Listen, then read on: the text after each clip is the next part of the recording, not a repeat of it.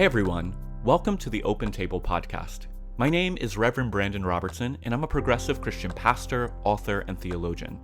Each week, I'll be uploading my reflections on the Bible from a progressive, inclusive Christian perspective, in hopes that it will equip and inspire you on your own journey of faith. And if you'd like to go deeper, I want to invite you over to join my Patreon community. Patreon is a community of progressive, inclusive Christians from all around the world, and we get together each week on Zoom calls and on discussion boards and get to really build a community around this journey towards reconstructing our faith. So if you'd like to go deeper into any of the concepts you're hearing in these sermons, come on over to my Patreon and join us. The link is in the show notes. With all of that said, I'm so glad you're here today. Let's listen in to today's sermon. If you grew up in the Western world, which most of us have, you've been shaped in some way by the Bible. Religious or not, whether you've ever picked up a copy of the Bible or not, if you live in the Western world, you've been shaped by the stories of the Bible.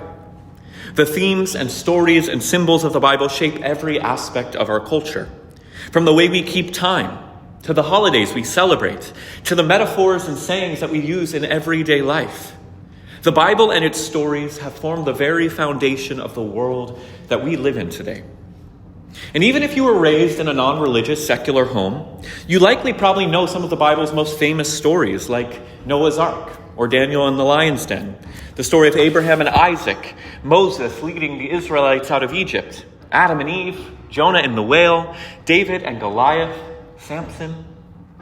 These stories have permeated our culture, becoming a part of our collective imagination. You've probably seen cute depictions of Noah's Ark, with animals 2 by 2, and Daniel surrounded by peaceful lions in a children's book. We read these stories to our children at bedtime. They're like tales that we like to promote to our kids so that they learn the lessons of bravery and faith and about the love of God. They seem innocent, simple, uplifting. But if you've ever taken time to revisit these stories as an adult, something may stand out to you. These stories are often not as child-friendly as they are when we read them to our kids. In fact, some of them are downright disturbing if you actually read them closely. There's violence, betrayal, destruction, heart-wrenching moral dilemmas. Noah's Ark, for instance, which maybe many babies' nurseries are painted with, is a story about God destroying nearly all of life on earth. Jonah's story involves running from God and being swallowed by a giant fish. David's battle ends with Goliath's death, not just his defeat. If you actually read the end of the story, David chops off his head and brings it to the king to show him. These are not simple children's stories. They're tales that actually reveal the complexity of life, the struggle of faith, and sometimes the frightening nature of God's power. The Bible in its raw and unvarnished form doesn't pull any punches. It doesn't sugarcoat the reality of human experience or the mystery of God. This is one of the reasons it has remained such a central text for so many cultures for so long. The Bible doesn't shy away from the hard questions, the difficult situations, the realities of suffering and evil in our world. And despite the harshness of many biblical stories, they're also full of hope, resilience, profound lessons. They invite us to reflect upon the real human condition, our frailty, our fears, our failures, and they show us how our faith can carry us through each one of those situations. When we look beyond the surface of these stories, when we really begin to engage with them, we find deep spiritual truth that can guide us, challenge us, convict us, and inspire us. And one of the most powerful examples is this story we heard today. Shadrach, Meshach, and Abednego from the book of Daniel, chapter 3. It's a story that has been told for generations, one that has inspired countless sermons, songs, and reflections. If you grew up watching VeggieTales, they have a great episode based on this where the king creates a giant chocolate bunny and makes the people try to worship it. That's how I read it when I hear these words. On the surface, it's a story of 3 men who refuse to bow down to the king's statue, to worship the king's God, and so they're thrown into a fiery furnace for their disobedience. But when we dig deeper, we find a story about faith and courage, and the presence of God, even in the most desperate of our situations. Let's look a little closer at that story we read.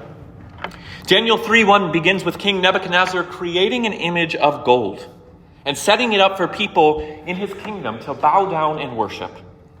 This was a blatant display of Nebuchadnezzar's power and authority, not just as a ruler, but as somebody who could even take control of the spiritual lives of his subjects.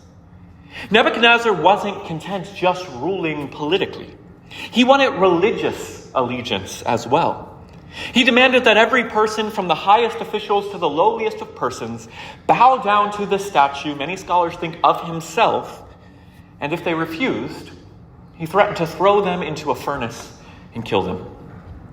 It's important to understand the context here. Nebuchadnezzar wasn't just a king.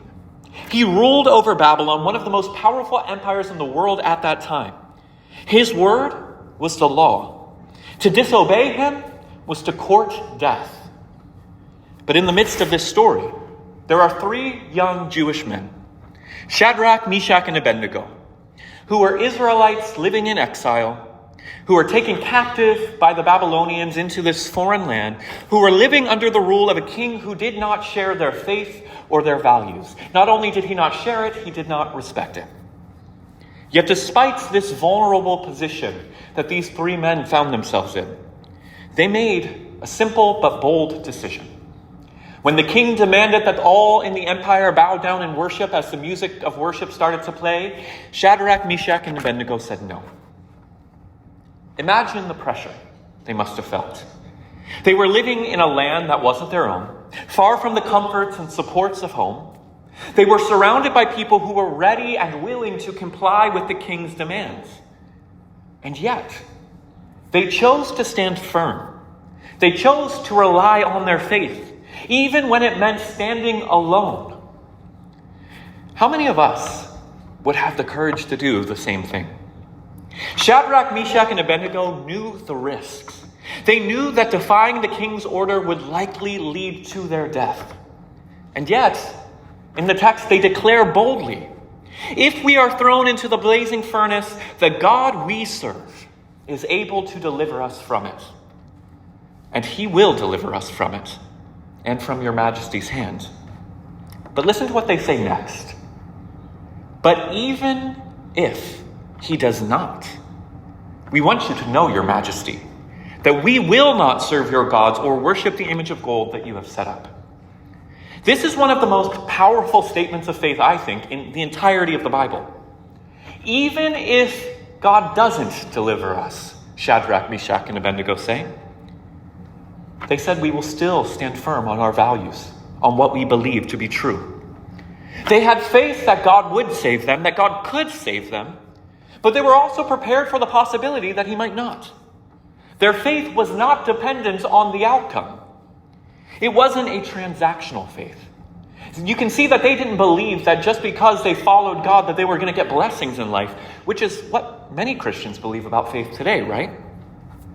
They didn't turn on God if it seemed like God wasn't going to show up and deliver them. No, their faith was rooted in a deep conviction that God was with them and that they needed to do the right thing, no matter what. This kind of faith, even if faith, is rare.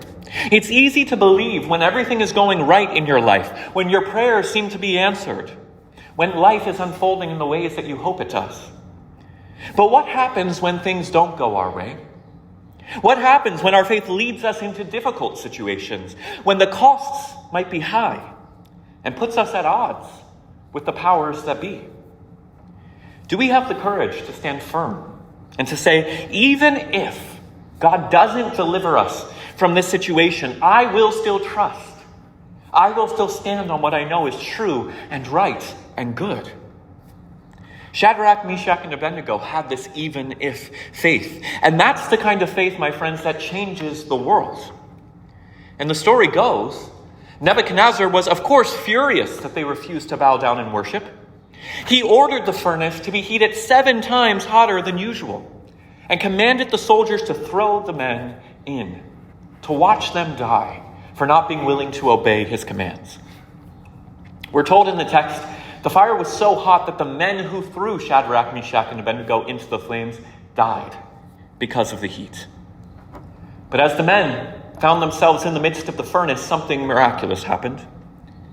Nebuchadnezzar leaped to his feet in amazement as he saw that there were 3 men thrown into the furnace, but when he looked through the window, there were now 4. His advisors confirmed that there were only 3 thrown in. But Nebuchadnezzar says, "Look, I see 4 men walking around in the fire, unbound and unharmed, and the 4th looks like a son of the gods." This is one of the most stunning moments in our scriptures.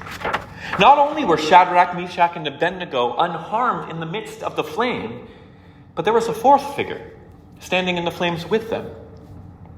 Many Christian scholars and theologians believe that this 4th figure was a pre-incarnate picture of Jesus Christ, the Son of God, standing in the midst of the fire. In the most dangerous and desperate of situations, God showed up for Shadrach, Meshach, and Abednego.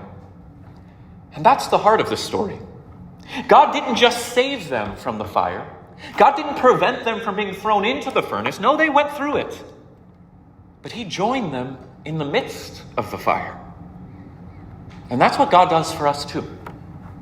When we face the fiery trials of life, when we stand up for what is right and just, even when it costs us everything, God doesn't always spare us from the consequences, the fires of life. But the promise of our faith is that in the midst of the fire, God will be with us. God will walk through the flame with us, protecting us, strengthening us, and ultimately delivering us. Nebuchadnezzar was so moved by what he witnessed, so astonished by the power of the God of Shadrach, Meshach, and Abednego, that he stands up, has them removed from the furnace, and acknowledges that none of his gods could have done what their God has done. And as he takes them out of the furnace and notices not even a hair is singed on them, he promotes them to higher positions in the government and allows them to continue worshiping their true God. This simple story has so much to teach us about faith, about courage, and about God's presence in our lives. It reminds us that true faith isn't about avoiding the hard times of our lives, but it's about trusting that even when you're in the midst of the fire, heated 7 times above what it's normally, God is with you there. It's about standing firm in our convictions, even when it's hard, even when we're standing alone, even when we don't know if things will turn out all right for us. Shadrach, Meshach, and Abednego's story challenges us to ask ourselves this morning one simple question. Do we have an even if faith? Do we trust enough to stand for what is right, even if it costs us everything? Are we willing to face the fire, knowing that God will be with us in the midst of it? So as you think about this story this morning, as we reflect on the wisdom of this story, let us remember that the same God who delivered Shadrach, Meshach, and Abednego is with us today.